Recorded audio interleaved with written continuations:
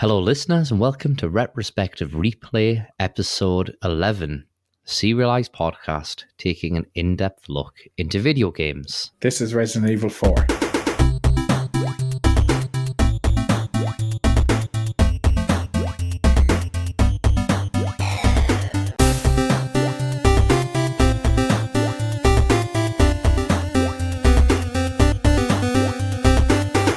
My name is Ian, and with me tonight, as always, is Michael. Hello, Michael. Hello, Ian. You alright? Yeah, I ate too much shawarma and now I feel a bit sick. Shawarma. Shawarma, like at the end of the Avengers.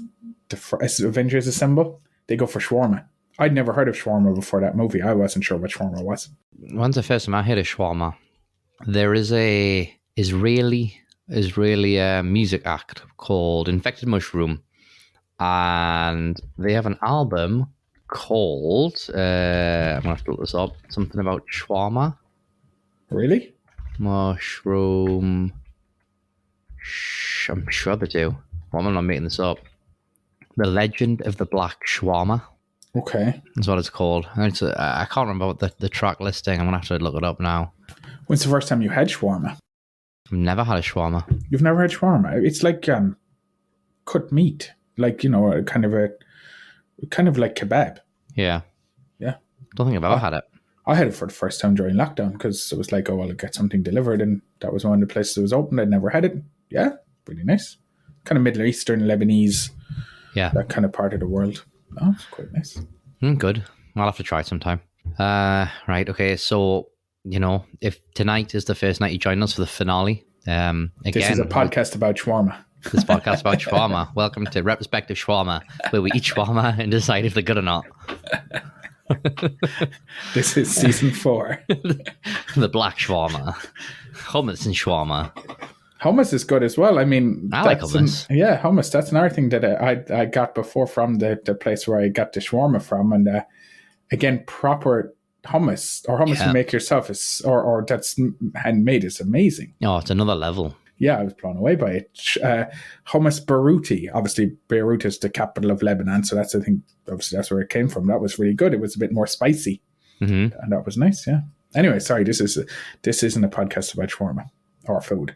We take a game every season and we condense it down into a storybook-like experience for you, or an audiobook. What did I say? Storybook. Yeah, story audiobook. An audiobook is an audiobook experience, yeah. And if you're from the northeast of England, or you're not from the northeast of England, a book is a book that you read. Nobody reads anymore. Yeah, but no, yeah, they do. People have Kindles and stuff. And paper books. People consume media in 30 seconds on TikTok. TLDR. Oh, TikTok. But how would people find out about TikTok? On our TikTok. I was going to say. That was, now you've ruined it. That was a lead in. What is TikTok, Ian? Well, what is TikTok? TikTok is a platform where you can view very small videos in very large quantity on various different subjects. Now I have a picture of, do you know Community, Chang from Community, where he's looking at the right thing. It's like, it's so small. Oh, yeah. Yeah. So that's pretty much TikTok. But speaking about TikTok, we have a TikTok. I have no idea how you search people on TikTok. I assume you can just search for @Retrospective Replay. And you will find us and watch our one and only video we have there right now. But I will be adding more. Will you be flossing? No. Maybe I'll put I'll put a sticker over my head and floss. I don't know. No, I don't think so. Socials, Twitter, Retro Replay Pod. Facebook, Retrospective Replay Podcast. No patch notes. We've talked basically, let's see, so no patch notes, and tonight's show is a big one, isn't it, really? It's the last two chapters, chapter 5, 4, and the final chapter. Yeah, and I've just realised that there was a break in between the last chapter and this one because we had the quiz. Yeah. Wonder how that went. Which was inconclusive. We can't spoiler it, because people might not have listened to it. Well, they probably will have. And they'll know that I've won, and that was a crushing victory. No, I wouldn't. 2-0. I wouldn't say 1 point is a crushing victory. You're like one of these guys who go on Xbox or PlayStation. You're like, oh, I won easy 10-9. easy, like sweaty match. You're like, oh, easy. It's like, yeah. GG's, Ian. GG's. Next time. Although I might have something special lined up for the next one. So just watch this space or the cyberspace. Yeah. Anyway, that's enough talking rubbish, yeah? Quiz isn't rubbish. No, quizzes aren't rubbish. I like quizzes. Anyway. But we have a lot to cover. So I think we should just jump in. Where did we leave it last chapter? Can you remember? We'd gotten Krauser, hadn't we? Yeah. We got in Krauser.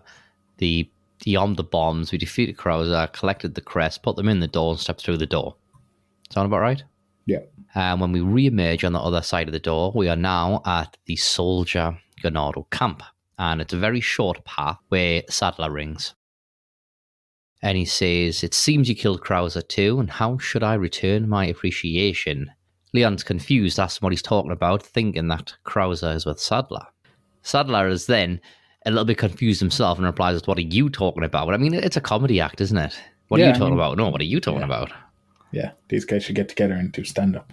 And he says, "Do you think I'd really trust an American? And to tell you the truth, I was contemplating how to get rid of him." But then he thanks Leon and tells him it's no longer necessary.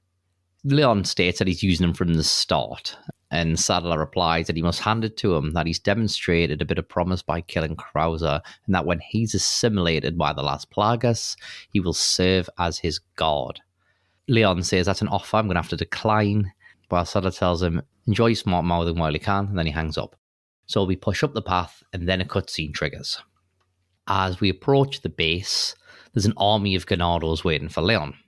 And they got crossbows, stun rods, what else they got? Flails, maces, guns, all sorts. And then there's a huge Gatling gun turret, and I think Leon then jumps into cover. Does it shoot at him at that point, and then he jumps into cover? Yeah, it shoots at him and then he jumps into cover. And then, just as the odds are looking sort of insurmountable. And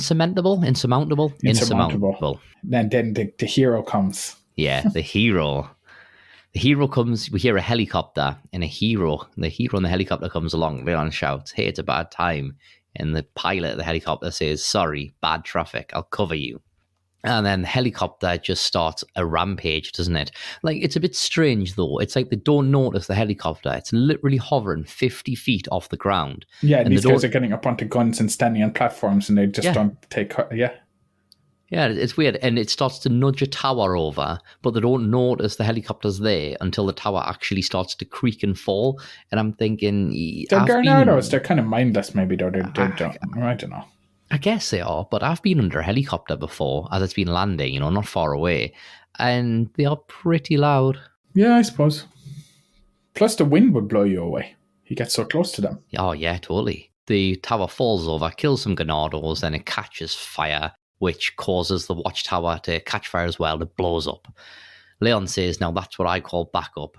Then the pilot says, "My name's Mike, and you're looking for the firepower, you've come into the right place." Then the music backup kicks in. It's a large action sequence, this, really.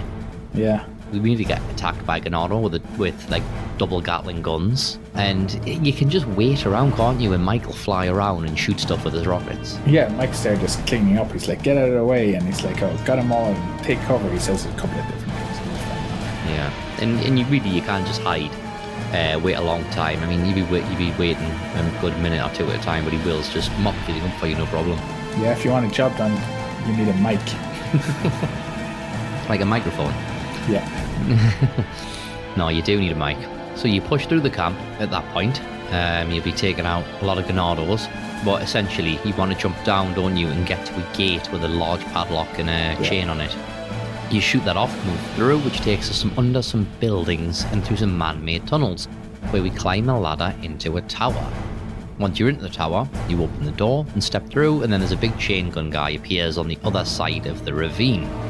While avoiding his fire, you just move around the path to the top where the zip line is, and then I shot him from up here where the zip line was. What about you? Yeah, I did the same. Yeah, I think I used the rifle. Took him down pretty quick. I used the rifle. Anyone who's at distance, I just took out the rifle and took them out. Yeah. Then you zip over, at which point when you get to the other side, there is a little ledge to pull a lever to open a large gate. Now this large gate takes us into the second area of the camp. As we move in, the gate locks behind, and then there's sort of 3 or 4 chain gun emplacements there ready to attack. So you have to run left and into the tunnels for some cover, then move up a ladder. This takes us into another tunnel, but it's just above a walkway that runs around the entire exit of the camp. What I should mention actually, that there's a door at the other end, but if you run straight for that to go through, it locks down on you. Does it? Yeah, I didn't do that. I just ran left because it was cover. So again, while you're up here, you can wait for Mike to rocket the emplacements for you. Okay. Which I think I did for one of them. Did you, or did you try and take them out? No, I waited for Mike to do it. Mike helping Mike. Mike helping Mike, yeah. Mike's helping Mike's. Hands touching hands. So then what you do is you follow this walkway around the outside, which leads us to a lever. And you pull the lever, and then there's a second lever across the other side. So once you've destroyed the turrets or my cars, you just jump down, run the other side, go up another ladder to the second lever. When you pull that, it reopens the doors. At that point, I'd killed everyone anyway, so I just kind of ran through the door. We emerge next to some stairs, and when we run up them, this triggers a scene. Leon arrives at the temple's entrance. He's immediately surrounded by many Gennados, but Mike arrives. Mike says, take cover. And Leon hits the deck, and Mike opens fire on with his Gatling gun, doesn't he? Yeah. And it just mows down every single Gennado, pretty much. However, this is heartbreaking. Leon says, thanks. When we get out on here, drinks are on me. Mike says, yeah, I know a good bar. Do you know any good bars? Oh, I know loads of good bars. Then Mike's know good bars. Yeah. What was that line what was the little guy from Game of Thrones called Tywin Lannister. Yeah. And he said, I drink wine and know things. Is that like you? It's like, oh, I'm called Mike and know bars. I love wine. Wine. I drink wine and know things. Are you Tywin Lannister? No. Well, he's also got a huge so yes. What, like the actual character does? That's what he says. That's another line that he uses, I'm pretty sure. Yeah, but don't people who say that actually have a small one, though? Is that not but all the women seem to like sleeping with him, but then he's got loads of gold, so... Yeah, isn't that money? Anyway, it's also fictional. And Lannister always pays their debts. Yeah, that's what they say. Anyway, Mike knows where there's good bars. Yeah. A good bar. And unfortunately for Mike, that's his final words, as there's a Gennado sat there with an RPG. He shoots it, and it goes through the helicopter, destroying it. The helicopter spins and falls to the ground, blows up on fire, while Leon shouts, Mike! Yeah. Unfortunately, that's the end of Mike. Leon looks up, and he sees the Gennado, who lowers the RPG with Sadler next to him and walks away. Leon says, I'll make sure you're the next to go, Sadler. That'll teach him. Yeah. However, Sadler then calls him on the radio straight away and says, I'm sorry, Leon. Leon calls him some names. Sadler replies, telling him, there's nothing to get upset about. Don't tell me you've never swatted down a bothersome fly. What is this, Metal Gear Solid? Yep. Isn't that literally what Liquid says at the start of Metal Gear when he gets in the hind? Yeah, there's a couple of flies that need swatting or something, isn't it? Yeah. And then Sadler puts on his sunglasses and is like, did you like my sunglasses, Leon? Brother! It's all connected. And then Leon says, what did you say? Insect's life doesn't compare to human lives. And Sadler tells him, when you acquire this power, you will understand. And Leon replies, saying, it's a good reason to get this parasite out of me. To which point Sadler wishes him luck, and the conversation ends. So we start now to the entrance to the island ruins, and there's a couple of items to run around and you can grab, but eventually you go get to a gate and you move into the island ruins. You move forward, drop down a ladder, and in front of us on a little pedestal is a pearl pendant. You grab that, and you don't have to walk very far till we hit another cutscene. I mean, it's really cutscene heavy. It's loads of cutscenes now, yeah. And this time, Leon bumps into Ada, and she asks him if he's okay, and he says yes. However, he's not, because the Plagas start to take control of him, and his eyes go red. No, his eyes are red because he's sad because he was crying that Mike is dead. And then he grabs Ada around the neck and starts to choke her. But then she takes a small knife out and stabs him in the leg, which kind of snaps Leon out of it, and he lets her go and gets control of himself. She apologizes, and then he apologizes to Ada, and then he takes more of them pills to control the plaga. Lewis's special pills. Ada tells him that we have to get the parasite out of your body, and he says, yeah, but before that, I have to save Ashley. Ada tells him, fine, let's split up. How does that help? I don't know how that helps. I don't get why people splitting up is anyway. That you makes should never no sense. split up. No. You know it's better, power and numbers and all that. So we start in that same room, but there's nothing really to do, so you just go out the door to an outside corridor, which is a short walk to another door on the left, and we move into the island prison. As soon as we get there, the music Evil Malaise plays. Now, it's creepy, this area, isn't it? Yeah, really it is. creepy. Inside the prison, straight away, you hear the breathing of the regenerators. And then in front of us, there's a metal chest or a skip, whatever you want to call it, a container. In it, there's a white bag, and it writhes around. And you can hit it, and it stops moving. And then Leon just says, what the hell is that thing? I looked it up to see what it was, but literally there's nothing more than that. I was expecting it to be more. Yeah, I know. I always was. Maybe it was meant to be more, but they just didn't add anything Is to it any different in hard? No, it's always like that. Okay. Even on the GameCube, it was like that. Alright, okay. There's yellow herb in here, in a storeroom, just around the corner from where we entered the area. And then you move into the prison. So you can either just run all the way down to the bottom and then just jump up and escape, or you can kill the regenerators. I chose to kill the regenerators. What about you? I just ran out. I think I ran and just got out of there. Did you? Yeah, because you didn't have the scope, did you? So it was easy for me to kill the regenerators, and I got $5,000. So I was like, yeah, let's take the 5K. No, I couldn't be bothered. And then, well, yeah, if you stab them with a knife, I'm not surprised, really. There's a red herb at the bottom of the stairs just before leaving, so if you can grab that, you can mix it with the yellow herb and probably a green herb you've got. And then you jump up the stairs and out of the door and away from the island prison. This takes us through into in front of the lab area. It's labelled here from the guide. And it's outside. The music fades. Now, this is quite a long section, isn't it? Yeah, it is. As soon as we walk around the corner, the enemies see us in. And there's a main area, loads of enemies. Then a Gatling gun guy appears straight away, so you got to try and take him out whilst battling other Gennados, and he's got this huge vantage point.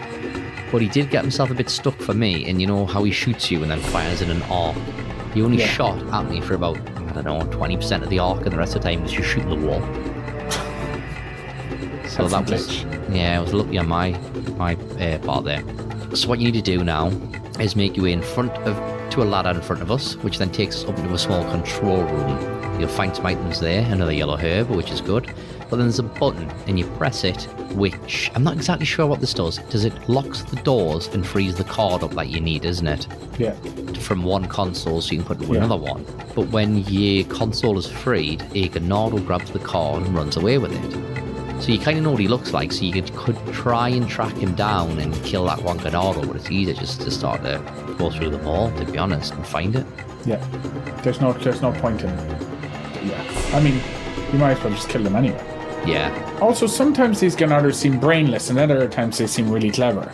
The guys getting killed by the helicopter, they're just like, and 2 seconds earlier, they're letting themselves be mowed down by a helicopter and getting no cover, and then this guy's stealing a card to stop you getting through.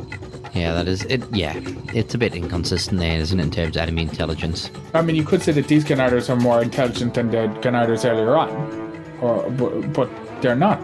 Yeah, well, they look all the same for starters. Yeah, they do. When you track this guy down, like you say, you just kill them all, get the car back. So you make your way to the other machine on the other side of the compound, and then when you put the card back in, the locks go green and usable. Go back to the first room, hit a button for the first lock. Then you have to find a second button, which will then open the door. When you open the door, you run down a ramp and through into the lab. As soon as you get into the first corridor area of the lab, we're attacked by a couple of shield guys, but they're always pretty simple now. Shield agents. I just use the TMP, just rips the shield apart. I just use grenades on them. If I have a grenade. I mean, it's probably a waste of a grenade, isn't it? Well, I was just selling mine, to be honest. I'd hardly used them. And then you go to the bottom of the corridor, through the door, into the Saddler's laboratory. Again, another cutscene. Like Dexter's laboratory. The smartest Saddler you've ever seen. What was his sister? Dee Dee. But Dee Dee blows the experiments to smithereens. There is gloom and doom while things go boom in Dexter's lab, I think it was. Omelette de fromage. That's not even correct, is it? It is, isn't it? A cheese omelette. Omelette. Du fromage. Oh, it's not an omelette of cheese. Omelette du fromage. It must be, is it? Or should it be au fromage? Yeah, you should say omelette au fromage. Yeah, okay. But people would understand if you said omelette du fromage. Yeah, I'm sure they would. Dexter's mom, though. Got it going on. Right, so the cutscene. We are in what's known as the capsule room, and Leon sees Ashley trapped inside of it. And then as he walks forward, Sadler shows up behind Leon. Leon, he lets everyone get behind him, doesn't he? He's like a super agent thing, and then people can just walk up right behind him. Yeah, he's got like no awareness. Sadler tells him, you'll soon harbour an awesome power, yet it seems you would rather choose death. Leon tells him that he is going to take Ashley back, whether he likes it or not. Sadler calls this the audacity of youth. He rushes Leon so fast and then punches him, and he just goes flying. But then before he can finish him off, Ada shows up on the balcony with a TMP, and she just opens fire on Sadler, hits him with like 10 shots in the chest, and they don't hurt him at all. It was like when, what was it, Mendez, what we call him, the big cheese, Queso Grande, was it? Queso Grande, yeah. When he got shot in the back, and it just didn't affect him at all. No, exactly the same. They've got superhuman strength or resilience to injury. She then shouts to Leon now, and then Leon gets to the controls and frees Ashley. He goes to try and grab Leon and Ashley, but Ada sees some barrels, and she shoots these flaming barrels where Leon and Ashley go under. So they go under them and out an exit. She shoots the barrels, and it blows up and closes down on them. But as we'll find out, this is pointless, Yeah. in a bit. So we spawn now in a merchant area. There are barrels to the right, merchants to the left. Here we are, stuck in the middle of Ashley. This is the last merchant, though. Did you say farewell to him? No, it's not the last merchant. Is it not? No, not yet. There's one more. Yeah, there's one more. I spoke with the merchant. Welcome.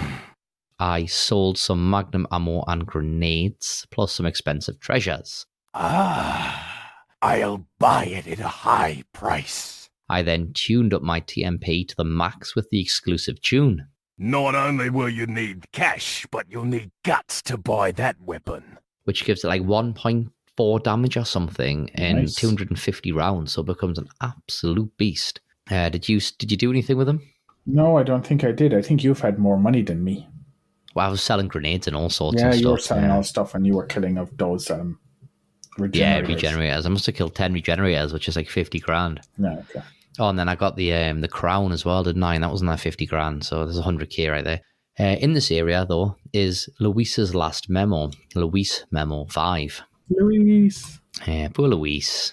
Well, no, not poor Luis. He was kind of in on it for a while, wasn't he? I suppose he was, but then he realised.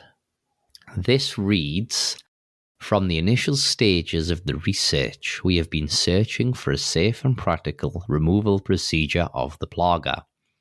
Ironically, it turns out that the real objective of this research was not to find a way to remove the plagas from the infected persons, but to find a way so that the plaga could not be removed from the body easily.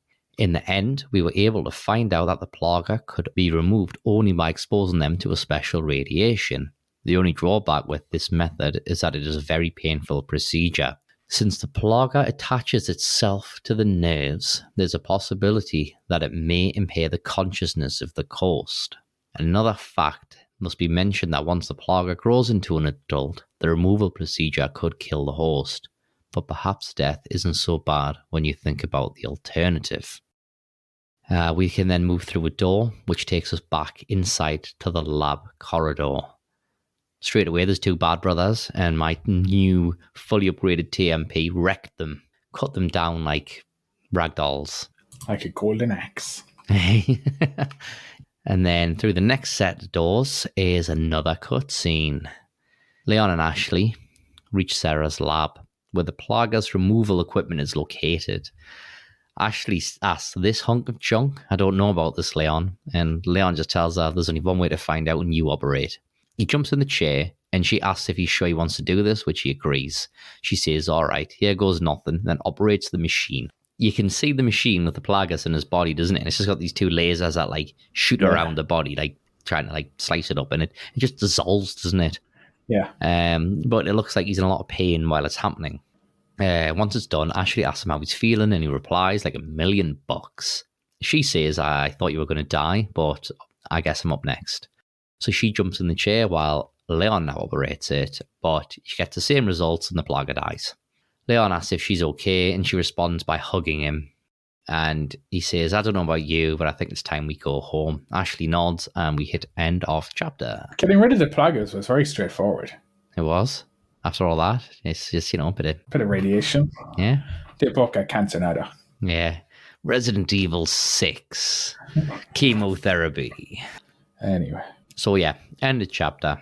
Oh, I've not put my... You've not put your what? I've only got one in my hit ratios. Should I quickly grab it or not? Only take us 30 seconds, probably. Yeah, okay. Do you want to read out yours while I'm searching? Okay, that's the end of 5-4, isn't it? So yeah. I had a hit ratio of 78%. My total is 78. I killed 83 enemies, so I have 760 in total, and I died 0 times. And I have died 18 in total, I think, now. Right, okay. Although that 18 will be more by the end of the game because of a certain section, but hey-ho. Yeah, 78%. My hit ratio fell to pieces. My hit ratio was 89. 89? Yeah. I wonder if you're getting a better hit ratio because of the plagas, the regenerators. I don't know, maybe. Maybe. But my total's 83. Okay. Killed 97 enemies. Maybe I'm just pray and spray. For a total of 821. 97? Yeah. That's 14 more than me. Again, you did the regenerators though as well, I suppose. There's not 14 regenerators. I don't know what that was. Maybe I let Mike do more in the place than you did. Yeah, maybe. Yeah, there's a load of enemies there. Loads. Felt like they're never going to stop. I let Mike knock himself out. Died 0 for 14 still. So I'm 0 for 18. I don't think I die anymore. I can't remember now though. There's no way you did the last thing without dying. That counts as a death? I don't think I died on that. Oh, fair enough. So now we start in that lab, and you can move back to the main area. You go back, if you turn around, go back through the door, you find there's another way back to the lab, isn't there, through another door? Yeah. So when the first one was destroyed, why did the satellite just go through there to catch up to them? Okay, yeah, it ends up in a different place, but, they could only go one way forward. So I was just baffled, because he's clearly very powerful, because the doors weren't locked from the other side, and even if they were, pretty sure Sadler's strong enough to knock them down.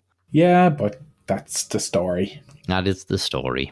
So if we go back through the lab, you go up some stairs towards the outside world, but just before you do, there's a yellow herb and a file, and the file's entitled Our Mission. So in here, we get the real power of the United States lies in 3 areas: the Justice Department, the administrative bodies, and the military. It sounds like the Law and Order. Do-doom. I can't put that in because that's a copyrighted sound, Is it? Yeah. Do-doom. So I just have to make it. Do it on a guitar. I could do it on the guitar. I'll not get it now and do it because I have to... Yeah, okay. Let's see. Law and Order sound effect copyright. Is it right? That's weird. I mean, it's trademarked rather than copyrighted. It's trademarked. It's like the Windows now, then, I suppose. And it's described as 2 musical notes, a strike and a rapid rearticulation of a perfect 5th interval, which in the key of C sounds the notes C and G struck together concurrently. Do-doom. How can you copyright a sound? Well, I mean, so I guess you can. Anyway. Man. So the film Hall Pass, remember Hall Pass? Oh, with Luke Wilson, not Luke Wilson, Owen Wilson. Owen Wilson and Stephen Merchant. Yeah. Do you know how much they paid to use the Law and Order sound in that film? You have to take a guess, in dollars. $1 million. No, it's far too high. Okay. $150,000. Close, bit higher. $200,000. $200,000 to use that sound. Jesus. Dun. I think I've just spent $800,000. Yeah, Oh. so if anybody listening to the podcast wants to, send us some money so we can pay for the copyright. Where was I? Yes. In order to take control of these areas, we must influence the minds of the people who advise the president. After this is done, the rest of the departments will quickly fall under our sway. If by any chance the United States were to figure out our plan, the damage caused should be minimal. We will still be able to conquer the country as planned using our backup plan. Once we control the country, we can use their international influence to our advantage. The rest of the world will fall swiftly. As already stated, if our first plan doesn't go as smoothly as expected, we'll proceed with our secondary plan. By sending in our special forces, we will infiltrate the country from within. Fear and chaos will spread through the nation like a virus. It'll only be a matter of time before the country loses its stability. At that time, when they're most vulnerable, we will strike. Rejoice, my brethren, the world shall soon be cleansed. So the primary plan, that's sending Ashley back, isn't it? Because she's got the plaga and she can infect the president, yeah? Or the people who are around him. So the secondary plan is just sending people in there to then start infecting everybody and basically creating that game. Okay. It was on the quiz. Naughty Dog, Last of Us. No, I'm assuming the special forces are that they would go in and they would. Okay, so yeah, I suppose. Yeah.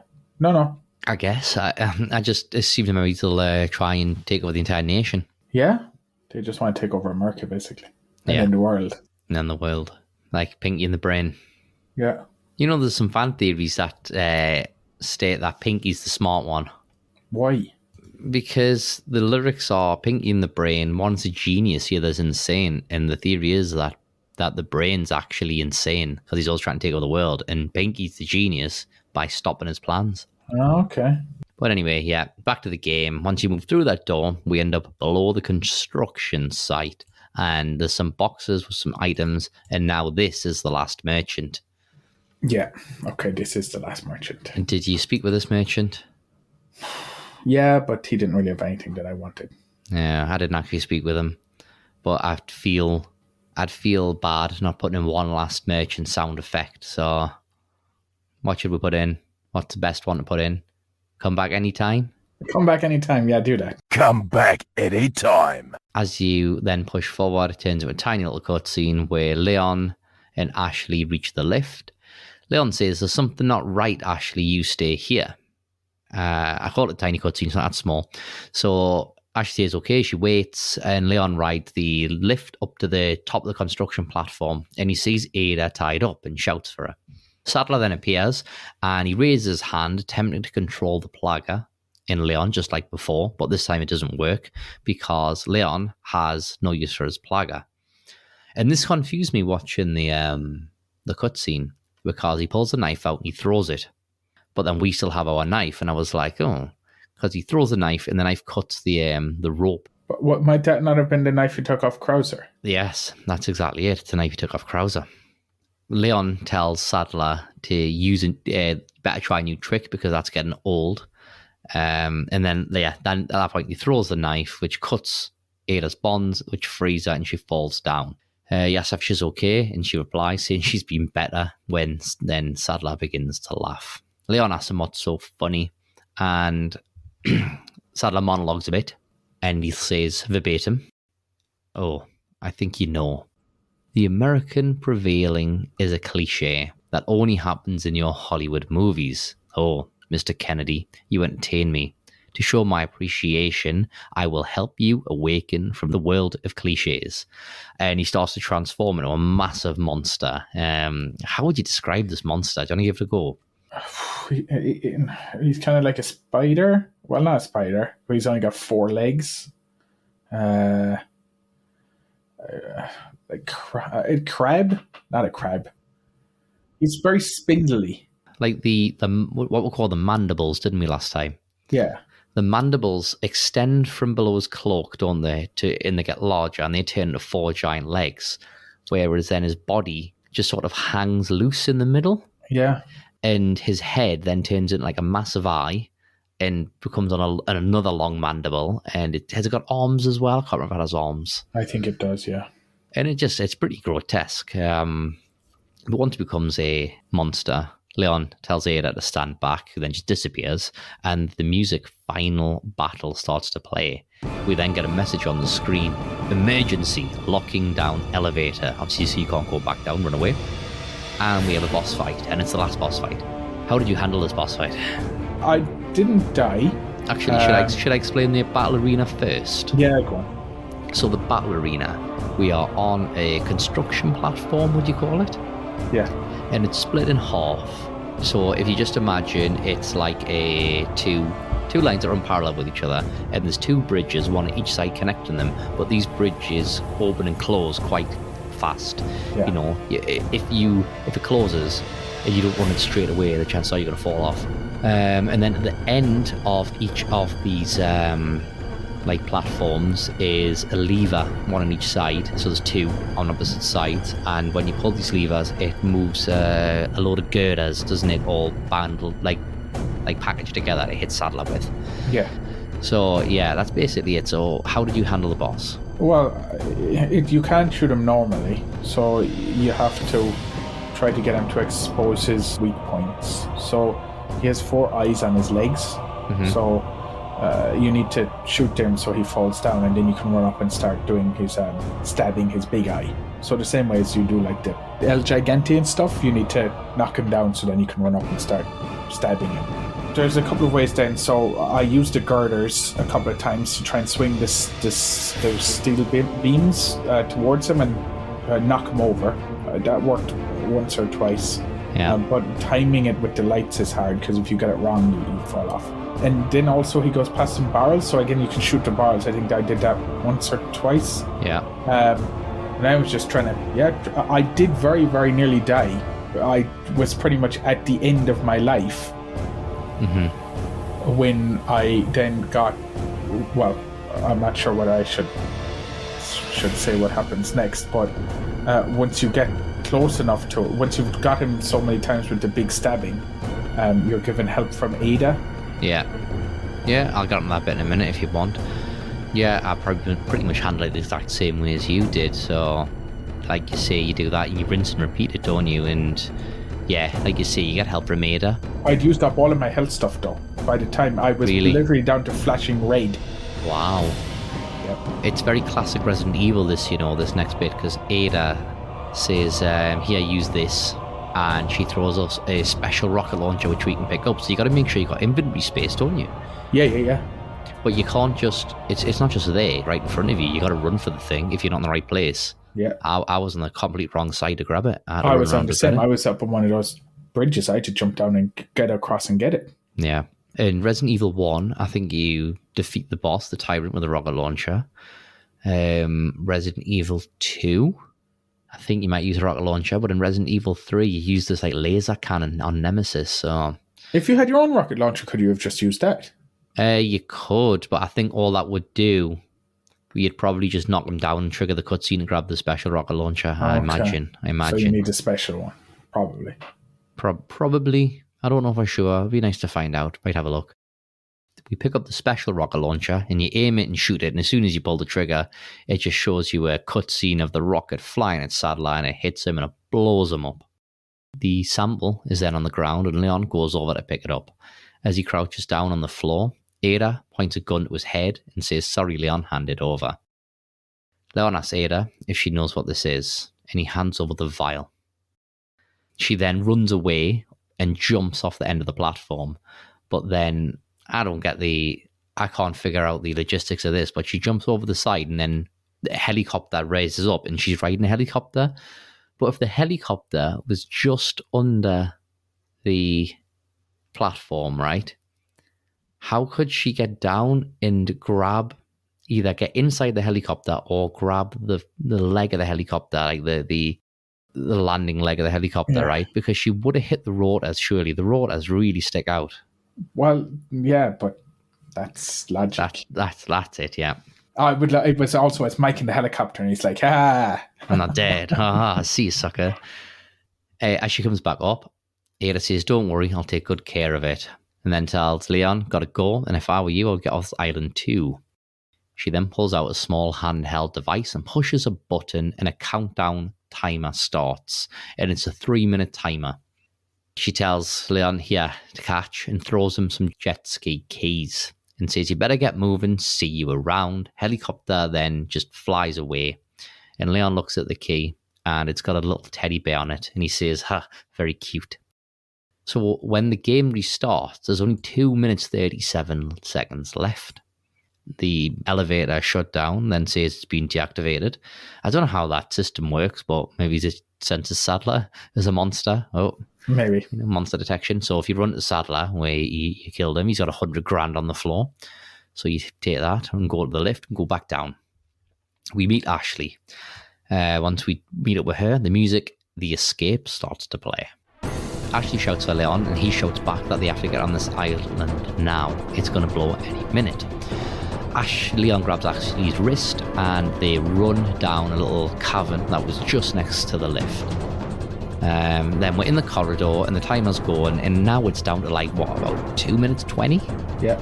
Maybe it's less, maybe it's closer to 2 minutes. Yeah. And you run down a corridor, you find a jet ski, and then you interact with it and says you've used the jet ski keys, and they jump on the jet ski. Leon says, hang on, sweetheart, and he opens the throttle, they take off, and now we've got this terrible, terrible jet ski part. I don't like it. Yeah, but you don't like it, but I hated it. I just found the controls clunky. I died 8 times. Wow. Yep. Man, you really stuck with it though. Yeah, you I was ready to give up. I was annoyed. like, to hell with this, yeah. It's like, nah, to hell with this. But it wasn't. It was easy, but it was just the controls I found clunky. Yeah, they were clunky. As we go down it, you dodge left and right, and at one point, there's an explosion which causes a small tidal wave. Ashley shouts, "Waves behind us," and Leon goes, "I know, just hold on." And you keep on going, and you dodge more, and you do some jumps, and I mean, it's a really, really poor part. It doesn't control. It's nothing like, I mentioned before I started recording, it's nothing like Wave Race 64. It just doesn't feel nice. No, it doesn't. I didn't like it. You hit the end, and they escape out of the tunnel, and a geyser of water follows them, or geyser, not a geyser. Geezer, the great geezer. Ebenezer Geezer. So the water shoots out behind them, and Ashley falls off the jet ski and into the ocean. Leon starts to shout for Ashley and where she is, and she pops her head out of the water and shouts for Leon. Leon helps her back on the jet ski, and he says, "Come on, let's go home." And the music Horizon kicks in. Ashley tells him, "Sounds like a great idea. Mission accomplished, right, Leon?" He tells her, "Not quite yet. I still have to get you home safe." Ashley then propositions Leon and says, "So after you take me back to my place, how about we do some overtime?" Oh, what do they mean by overtime? Paperwork, debriefing. He's been on the clock, hasn't he, for I don't know, 20 odd hours. So if he's paid by the hour, he probably just needs that little bit of extra money. Does she want to debrief him?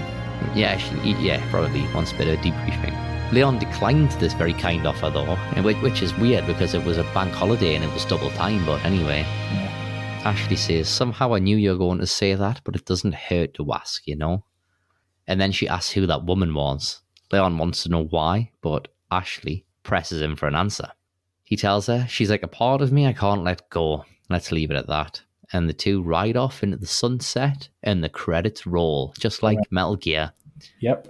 It's almost shot for shot for Metal Gear, apart from instead of a jet ski. I mean, the snowmobile's not much different, is it?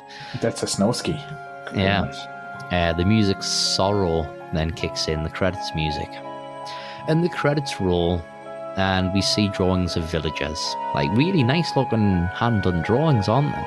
Yeah, but isn't there in the copyright as well, in the credits, it's the characters and events depicted in the game are fictitious.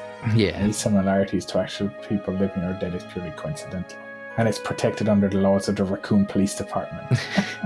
Well, on these drawings, it's quite good. You see the villagers and they're going on with their lives, they're cooking food, they're out in the field, they're out in the streets, they're travelling stuff in on carts.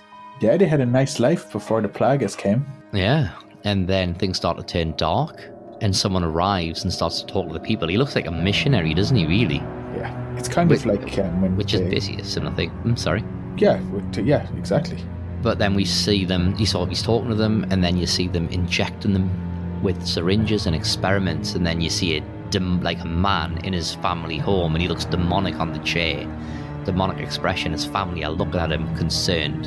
And then finally, you kind of see somebody in the street with his head hanging to one side and a plaga sticking out of it. And then we hit the epilogue.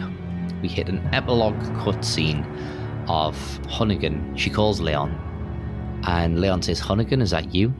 She replies, "Finally, the line's jack free." She's not wearing her glasses either. Yeah, and Leon comments on this. He says no glasses. She tells him to forget the glasses and what's the status of the mission. Leon tells her he's rescued the subject and they're returning home. And I don't know why, but when she goes, "You did it, Leon," it just sounds so forced. Or kind of, condescending, or, like, "Oh, you did it." Yeah. Like, yeah, well, that's my job. And then Leon tells her, "Thanks. You're kind of cute without those glasses. Give me your number when I get back." Well, what's wrong with Ashley? Why did he... Well, I mean, she's probably the president's daughter, but yeah. Yeah. He didn't seem interested in any other women in Hunnigan, maybe. I know. Yeah. And all he's seen is her face on a video call. He's got no idea. She could just be a head in a jar like Futurama. Luis was right. He is a ladies' man. Hunnigan then reminds him that he's on duty, and he says, "Story of my life." And then we get our final results. Again, I haven't got my final result hit ratio. Do you want to give your final results? Yeah, my final results, my hit ratio is 78%. Enemies killed, 760. Number of times killed, 26. Which take 3 off of that, though, because they didn't count, so that's 23. 23. And then it took me clear time 16 hours, 52 minutes, and 50 seconds. Right, okay. Oh, no, it doesn't. It only gives you the final hit ratio. It doesn't give you the thing. So, okay, sorry. So my hit ratio was 82 in total. What was yours, sorry? 78. Right, that's not much difference. Enemies killed 821. Yeah, but you went that special way. Yeah. I died 14 times. All right. And my clear time was 12 hours, 13 minutes, 39 seconds. How do I take 4 hours longer than you? Nah, I've beat this game. I beat this game 10 times on the GameCube, man. I suppose I just was going and looking at things more and stuff. I appreciated it more. You stopped to smell the coffee. Yeah, smell the roses. And that is it for Resident Evil 4. So, final thoughts. Would you recommend people play this game? Definitely. I thought it was great. I as I say, I finished it weeks ago because I just wanted to. I couldn't stop playing it. Yeah, it seems funny that we started playing this game 3 months ago. It's such a long time to play. Like, it takes so long to record these, and you think, "Wow, I played this game so long ago." Yeah, I mean, for me, this was probably still is my favorite Resident Evil game.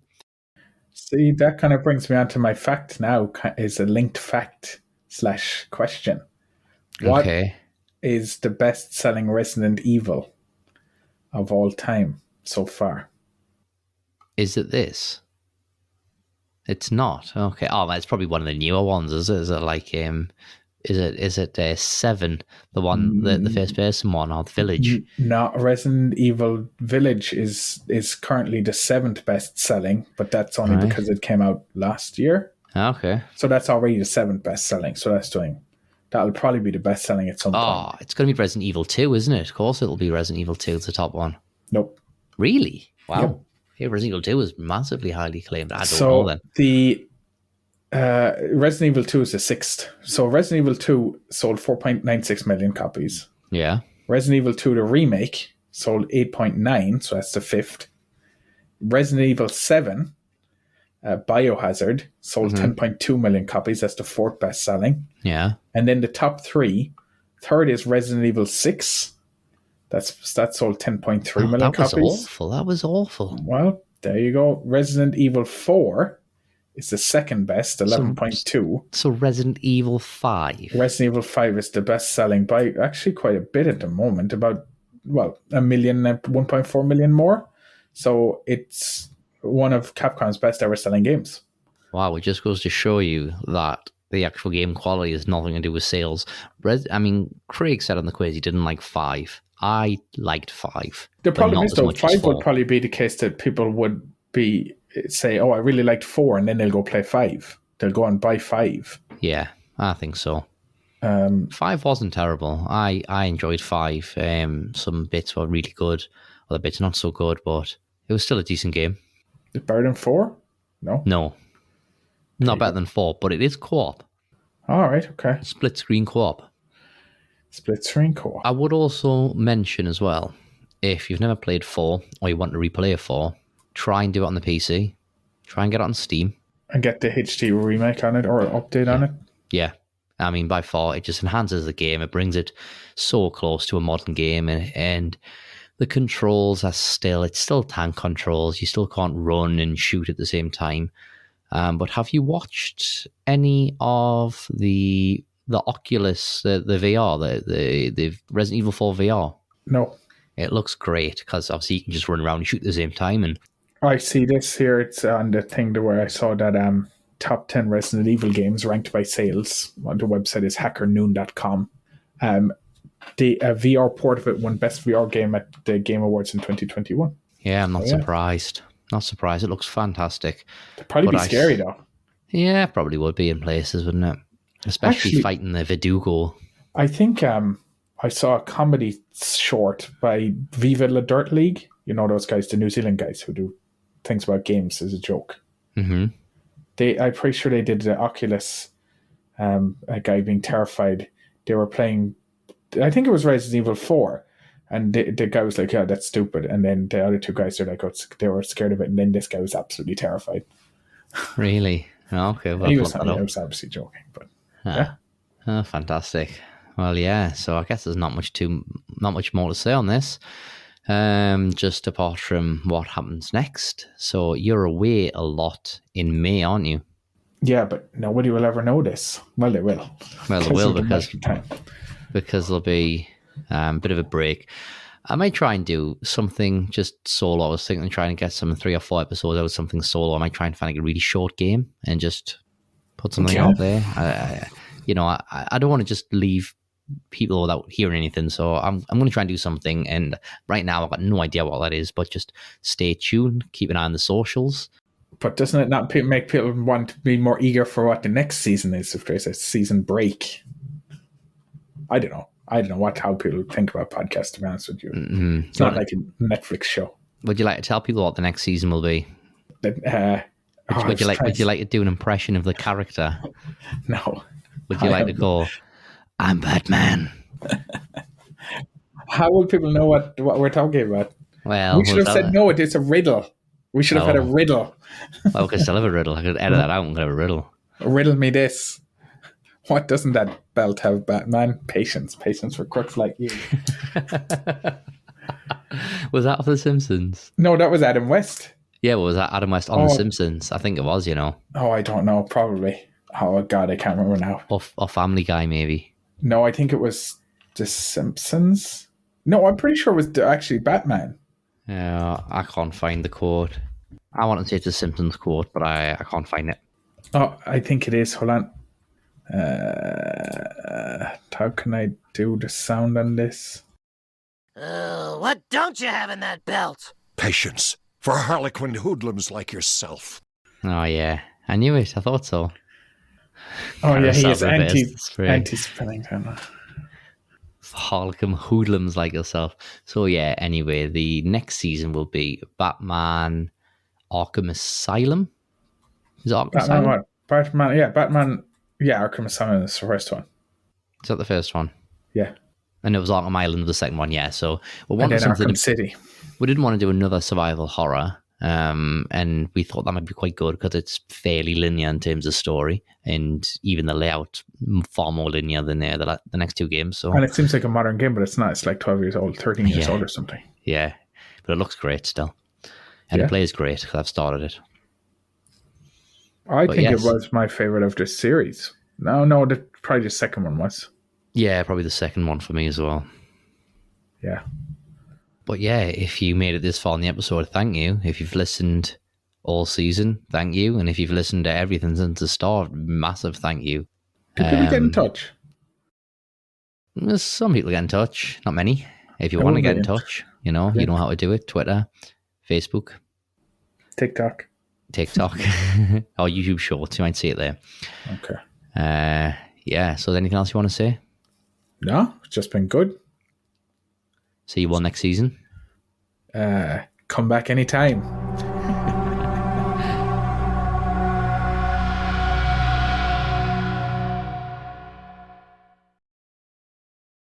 Come back anytime.